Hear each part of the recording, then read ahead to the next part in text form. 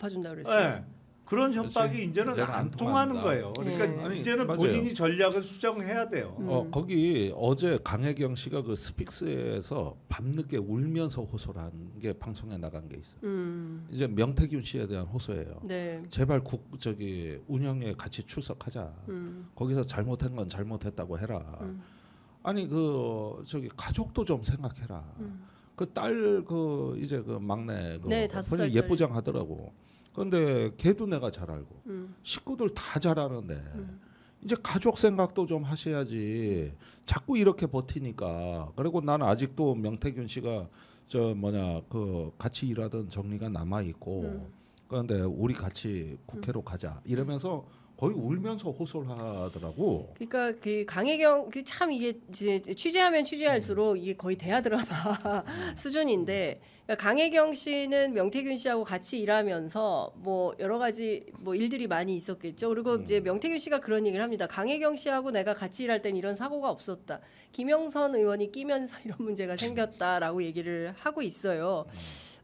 그리고 그 황금이라는 막내딸 5살짜리 꼬맹인데 이 친구를 쉰에 낳았다 그러더라고요.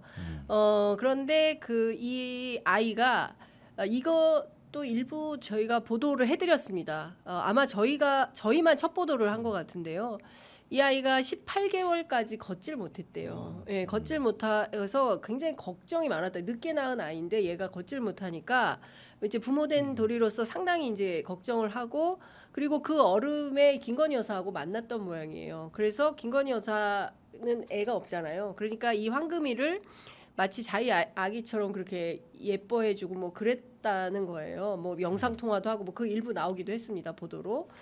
근데 이제 그 가족에 대한 열망은 이 사람은 상당히 커요. 그래서 가족을 지키겠다는 마음은 있어서 그 이 문제들에 대해서 그 김건희 여사나 윤석열 대통령에 대해서 굉장히 이제 문제점은 인식을 해요. 특히 윤 대통령에 대해서. 그러니까 뭐라고 얘기를 했냐면 윤 대통령을 5살짜리 꼬맹이가 권총을 찬 격이다라고 얘기를 해요. 그러면 이 아이가 무슨 짓을 할지 모르잖아요. 위험천만한 건데 그러면 이 꼬맹이가 총을 내려놓고 안전해질 수 있도록 하는 게 지금 중요한 국면이다.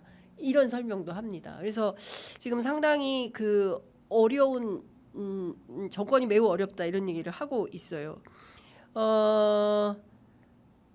그 저희가 지금 56분인데 그 황금이 언급한 대목 잠깐 준비된 파일이 있어서 잠깐 듣고 얘기를 해볼까 하는데 이 사이에 11시 43분 뉴스원에 속보가 나왔는데요. 정진석 대통령 비서실장이 국회 운영에 출석해서 이런 얘기했습니다. 윤석열 대통령 명태균 씨 녹음은 정치적, 법적, 상식적으로 아무런 문제가 없다. 그걸 말이라고 지금 법적 전형적인 간신의 언어입니다. 예. 간신의 언어. 법적으로는 일단 범죄 행위고요. 그거는 네. 공직선거법 위반이 이제 이른바 공짜 여론조사 네. 대금 3억 7천만 원을 지급하는 대신 공천으로 줬다라고 하면 공직선거법 위반에 있어서 공천과 관련한 재산적 이익의 거래의 범죄 행위에는 공무원 신분이 필요 없어요. 그거는 공무원이든 아니든 다 범죄예요. 그러니까 그거는 대가 관계가 인정된다면 그거고 대가 관계가 없다고 하더라도 뭐 있다고 보는 게 합리적입니다만 없다고 하더라도 업무방해죄는 분명히 되는 거예요. 네, 업무방해. 제가 앞서 말씀드렸잖아요. 한동훈 전 검사가 대답을 해봐라. 해라. 이게 되는지 안 되는지. 그리고 정치적으로 이게 문제가 없어요? 아니 취임식이 몇 시간 남지도 않은 대통령 당선인이 식이나 되는 사람이 저 시골에 최근에 사기 전과가 있고 또 경제적으로는 신용불량인 상태인 사람한테 아침부터 전화를 받은 부인한테 이른바 뭐 보니까 거의 뭐 걷어 차인 수준이던데 그래갖고 내가 김영선 공천 주라고 얘기했다라는 얘기까지 육성 녹음이 됐는데 이게 정치적으로 문제가 안 된다고? 아니 말을 입에서 나온다고 다 말이 아니죠. 어떻게 생각하십니까? 아니 그러니까 이게 그 저기 뭐냐 과거에 박근혜 대통령 탄핵될 때 저 새누리당 원내대표 아닙니까? 근데 나하고 같은 국방이라서 대화를 많이 한다고. 아, 그리고 해외 출장도 같이 갔거든. 네. 그런데 그 담배 피는 사람이 그때 둘밖에 없었다. 아니 그거는 네, 투머치 투머치. 인포메이션인데. 내가 궁금한 게 많잖아 이제. 예. 그래가지고 탄핵 과정들 많이 물어보고 그랬는데 내가 무슨 생각을 했냐면 정진석 그 비서실장은 덩치에 비해서 마음은 여린 사람이에요. 뭐 목소리는 크고 뭐 버럭버럭 하는데 의외로 또 사근사근 얘기는 잘해주는데 그런데 박근혜 대통령한테 그 태블릿 PC 그거 터지기 전까지는 직언을 한 적이 없어. 자꾸 우상호 대표는 그때 파트너라고 그때 정진석이 박 대통령한테 지금 민심이 심각합니다 그러니까 받아들이질 않더라. 이렇게 하고 자기 합리화는 한 것 같아요. 그지만은 내가 한 얘기는 달랐어요. 그러다고 다 야당의 공세라 그랬어 그때. 그러면서 버텼다고. 그러다가 태블릿 PC 터지고 진짜 와르르 무너지니까 이제 이정현 대표하고 같이 갔지 청와대를. 그때 박 대통령이 내려놓은 거예요. 내 임기 단축을 국회에서 협의해라.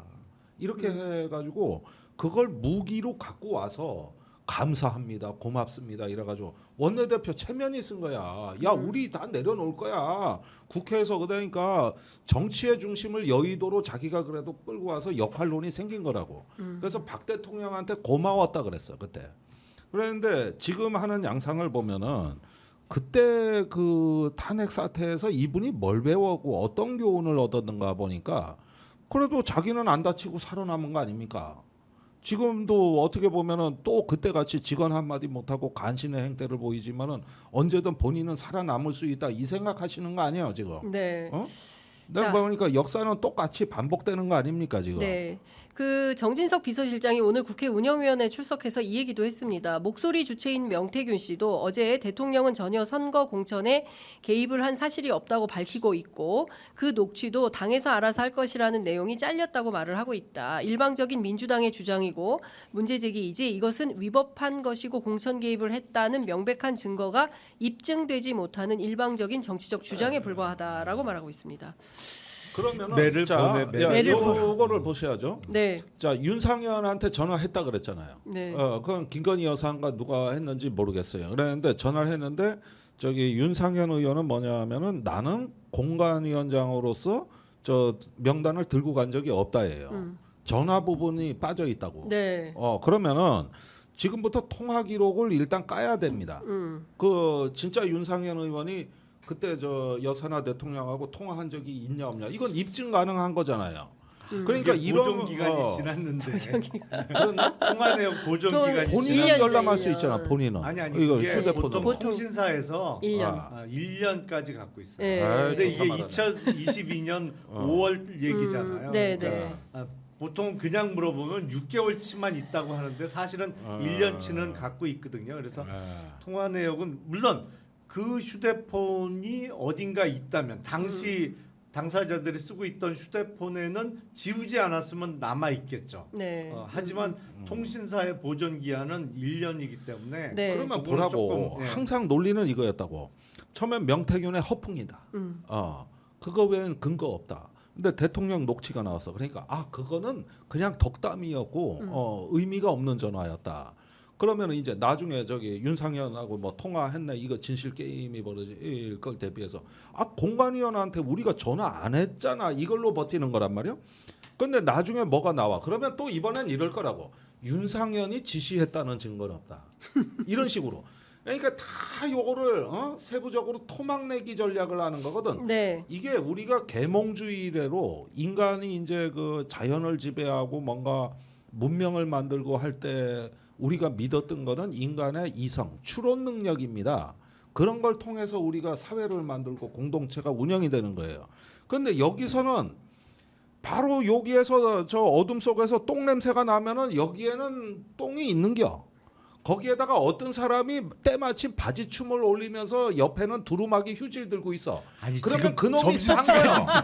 12시 3분. 12시 네, 3분. 그 얘기는 그놈이 그만. 싼 거라고. 알겠습니다. 어. 한 가지만 직접 눈으로 봐야 합니까 그거를 네. 그걸 싸는 장면을? 예, 얼마나 격분하셨으면 그렇게까지 말씀을 하시겠습니까?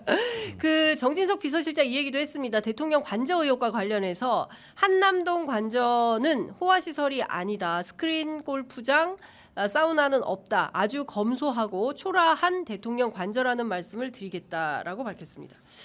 근데 제가 보니까 네.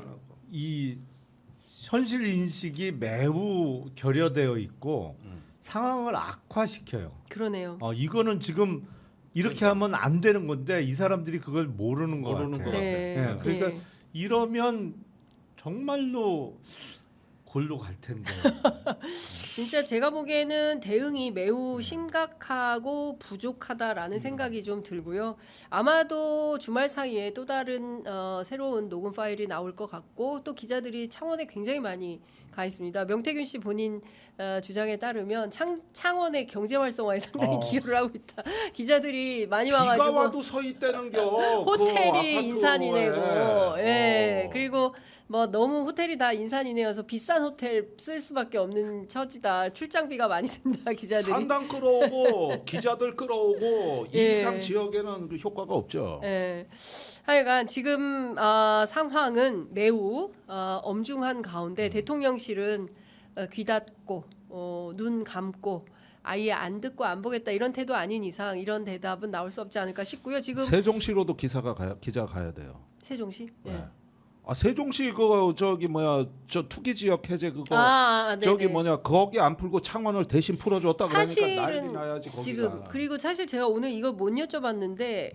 그 하나오션 예. 그거 저희들 뭐 취재를 해서 의원님 말씀 좀 들었어야 되는데 그 얘기를 못했고 지금 12시 5분 지나서 마무리를 해야 될 것 같고요. 지금 국회 운영위원회 상황이 매우 위중하게 돌아가고 있어서 저희 정규방송 마무리하는 대신 바로 국회 운영위원회 현장 저희가 연결해서 시청자 여러분들 보실 수 있도록 준비하겠습니다. 아유 금요일인데 금요일 같지가 않습니다. 예. 근데요, 어떻게 그렇게 하나같이 다들 멍청하죠? 아니 저는 진짜 이해가 안 되네요. 아니 아이고야.